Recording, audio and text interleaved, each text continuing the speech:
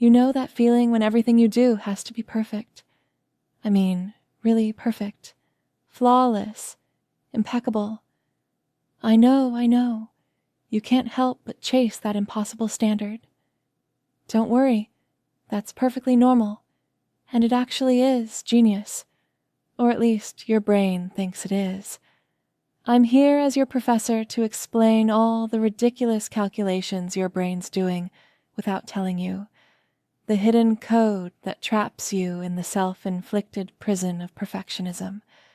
You see, millions of years ago, your ancestors figured out a survival strategy. Zero tolerance for error. Back then, a slightly imperfect knot in a rope meant falling off a cliff. An imperfectly built shelter meant freezing to death. They did it so well that evolution basically stopped making updates and has been copy-pasting the same anxiety-fueled design ever since.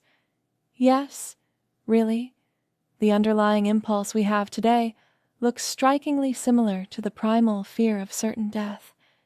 And this drive for flawless execution was one of those clever strategies your ancestors discovered, making them exceptional survivors. But you, well, given that you have a prehistoric brain, you found yourself doing it without even realizing the true reason behind it.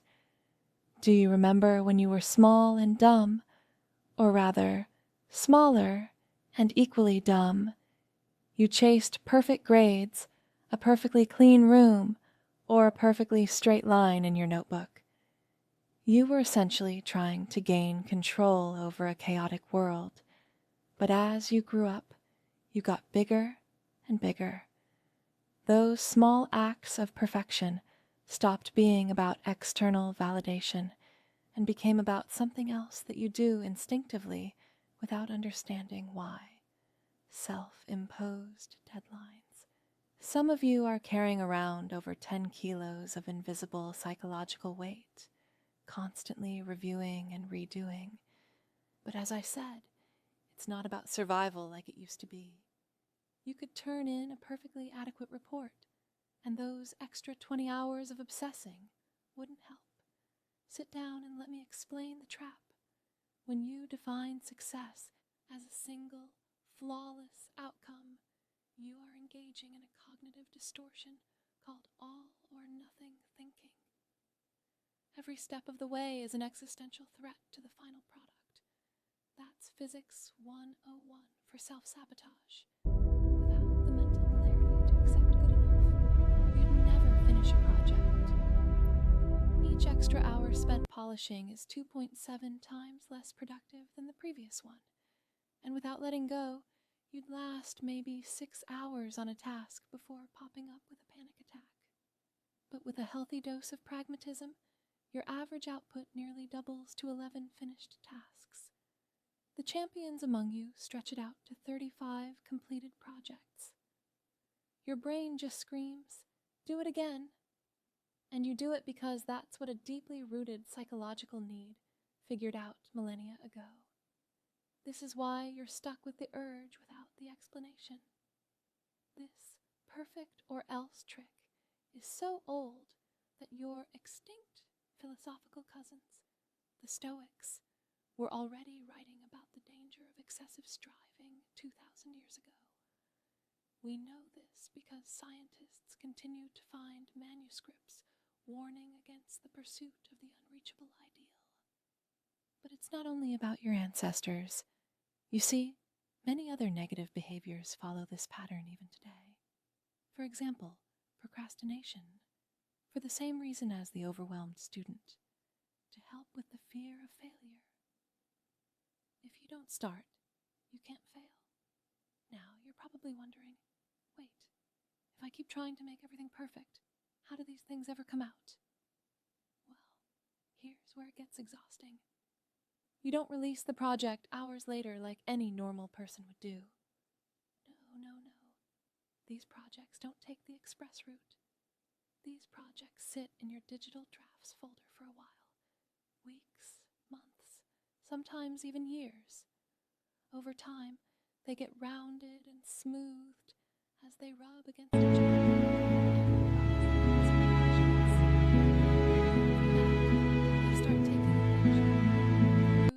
publishing pipeline and eventually get released.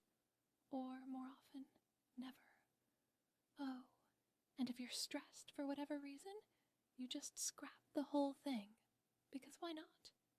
You're impressed, I know. But that's just the beginning. Wait until you discover more about the cost of this obsession. Speaking of which, let's see what happens after you compulsively swallow those impossible standards. As we've seen, they make you heavy enough to cancel out your creative momentum, which means you neither finish or feel satisfied.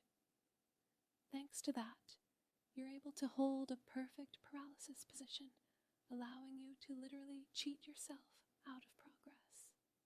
Thanks to the perfectionism, your whole body stays hidden in a swamp of self-doubt, except for two small bumps, your ego and your anxiety, that barely break the surface.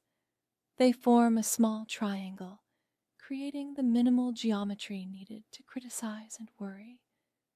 You know that thing where a draft looks broken when it's half finished? That's because your internal critic bends the reality as it passes between effort and outcome, or what we call cognitive refraction in psychology. What matters is that this phenomenon creates the snail's window effect. It's the effect where the bending of perception forms a circular field of about 97 degrees wide, giving you a crystal clear view of only your flaws. And guess what? You get to see everything wrong without seeing anything right.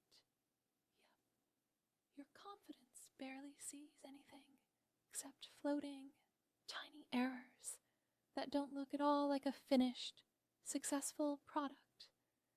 Because the light coming from reality to your brain bends, and this bending distorts everything beneath it, giving you a twisted view of what's been achieved.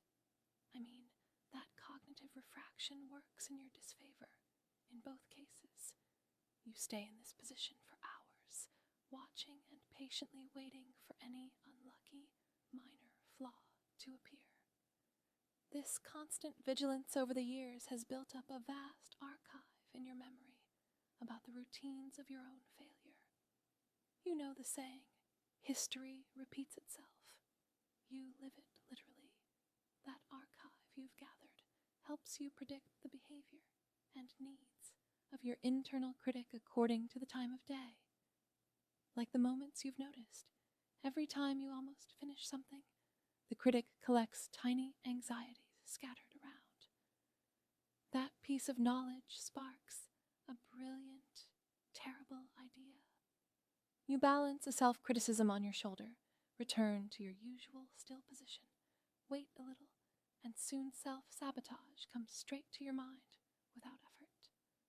The perfect, soul-crushing example of work, hard, and smart.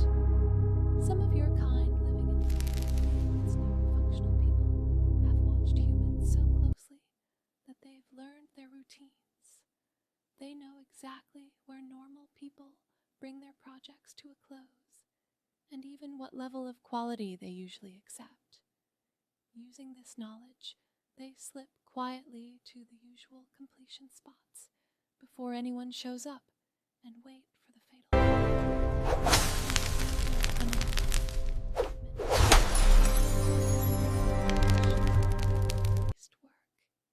This has turned you into one of the animals that kills the most good ideas. And you're also masters at shifting your focus of control inside your body on demand. You see, these moments of hyperfixation are basically the steering wheel of your body in a project. Want to dive down into the weeds? Easy. Scoot your focus towards minor details, and you start tilting nose first like a micromanager.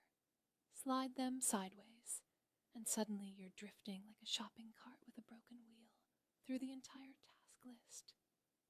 Push them forward and you go up, rising through the water, straight into an anxiety spiral. It's all about the placement of your internal pressure.